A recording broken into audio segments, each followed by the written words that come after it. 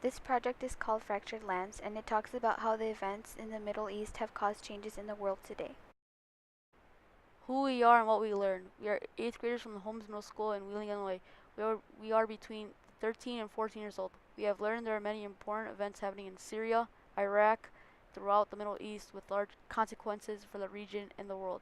We'll discuss about the Arab Spring, war in the region, the refugee crisis, the experience of people who live there, the rules of hope, resiliency, and courage, connections to students and our communities.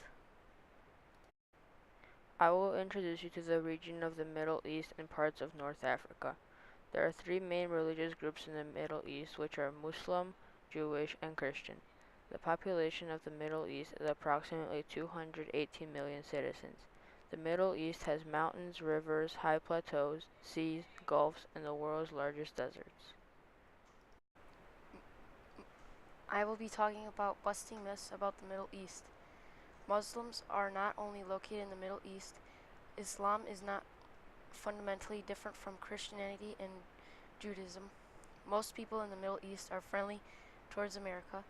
Not everyone in the Middle East is Muslim. People are sometimes forced to join ISIS. Not everyone who joins ISIS is doing it for religious reasons. People join ISIS because they are struggling economically or in other areas of life and don't know what to do. There's a wide variety of religious groups in the Middle East.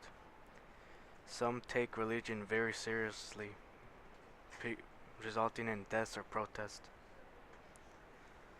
Sunni. The majority of Muslims in the world are Sunni.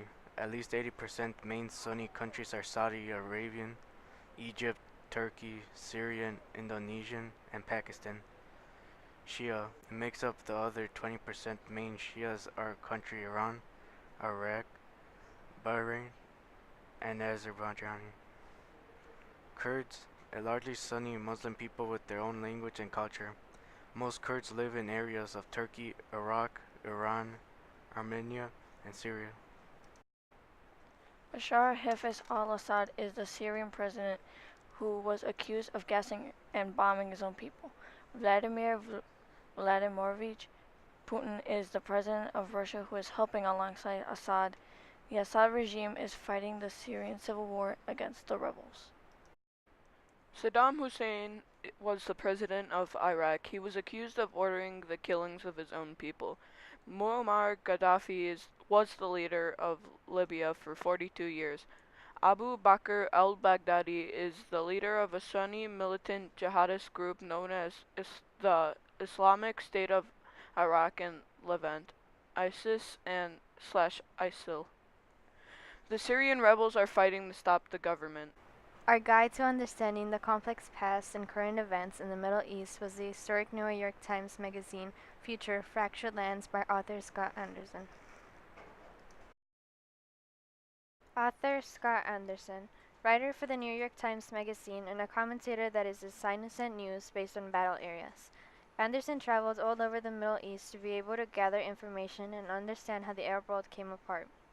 Photographer Paolo Pellegrin worked with Scott Anderson to put his project together by traveling with him and capturing images of the people and events. Paolo is a member of Magnum Photos, a photo collective, and is as reported to the New York Times Magazine. Virtual reality maker Ben Solomon, a multimedia journalist and a documentary filmmaker that collabs with the New York Times. In 2011, Ben traveled to the Middle East to look for interesting events in Egypt, Libya, and Syria. After that, Solomon worked with Scott to create a virtual reality project for Fractured Lands. The Pulitzer Center, the sponsored independent reports of global conflicts. The Pulitzer Center funded and support the Fractured Lands project. The Iraq War was started by the United States on March 30th, 2003. The plan for the American army against Iraq was to topple Saddam Hussein. They thought Iraq had a hand in the 9/11 attacks and that they created weapons for mass destruction. On November 5th, 2006, Saddam Hussein was executed by hanging for crimes against humanity. After the Iraq War, there was political instability, which led to a lot of fighting. The Syrian Civil War is between the government and the rebel militias. The Syrian President Bashar al-Assad is getting help from Russia's military. Approximately 250,000 Syrians have been killed. More than 4.5 million people have fled Syria. Most are women and children, going to Jordan, Turkey, Lebanon, and Europe. The Arab Spring started because many Arabs wanted more freedom from their governments. People across the Middle East saw how Iraq's dictator felt and wanted the same for their country. A Tunisian man set himself on fire to show the government the people were angry and frustrated. From Tunisia, protests spread all across the Middle East. People protesting in Cairo, Egypt. ISIS became a major force in 2014 and continues to operate in 2016. The roots of ISIS goes back to Osama bin Laden and the disempowered Al-Qaeda. ISIS was boosted by Sunni Muslims who felt betrayed after being forced out of Iraqi government roles they were promised. This slide will be talking about Azar Mirkan. It will also be explaining his life and what is going on in his life. Azar is a Kurdish doctor that leaves his job to go fight ISIS. Azar has been through a lot. Azar was born on March 7, 1975 on a road between the border of Iraq and Iran. Azar's father, Hezam Mirkan, was killed in combat in 1983. Azar's brother, Ali, died in 1994. While Azar was fighting against ISIS, he got shot in the hand by an ISIS sniper. After a while, he was still able to shoot. Currently, Azar is still fighting the war against Iraq. Is he leading the charge in Mosul? Majd Ibrahim. Majd Ibrahim is a college student from Homs in Syria. His main study is hotel management, where he studies in Al-Bath University. Because he is in school, he will not get drafted for war. Majd was kidnapped, and after he was released, he fled to Europe for safety. Currently, Majd is in Europe, where he has a 3-year citizenship. This picture represents Homs after the bombings during the Civil War. In this slide, we will talk about the consequences today.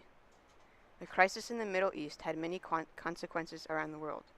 The migration of refugees into Europe and North America, increased fear of immigrants and Muslims, and the lives in the Middle East have been severely affected and no signs of normalizing.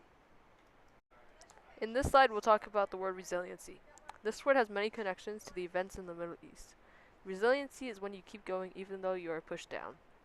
One moment was when Bashar started attacking the protesters, but the protesters kept protesting. Another moment was when Azar was shot in his hand. Even though he was shot, he still kept fighting ISIS. Resilience relates to the Middle East because lots of people have trouble living there. They are protesting against their governments, sometimes with little success. But they don't give up. They keep on trying to make a change. In these difficult times, the people in the Middle East had to maintain hope. Majd hoped to be able to go back home with his family and for his hometown Homs to be a safe place again. Dr. Azar hopes for his people, the Kurds, to gain independence from the countries they are living in. The hope for the Arab Spring was to have more rights and freedom from the people from their governments. The Iraq War, the fighters hoped to win the war to secure their country safely. What we are all hoping is that the coalition against ISIS succeeds and ISIS will be defeated for good. In these readings, we know Scott Anderson was hoping for this to affect people's lives like they have affected his. We have seen many examples of courage in fractured lands. Courage, the ability to do something that is frightening. Majd continued to attend college even when his peers were joining the rebellion. Majd had to leave the country and his family. This also connects to our Wheeling community. There are some gangs and people join them because they lack courage, like the people that joined ISIS. People that join these groups are just scared that they will not have good opportunities. Middle school students face many tough choices like people in the Middle East.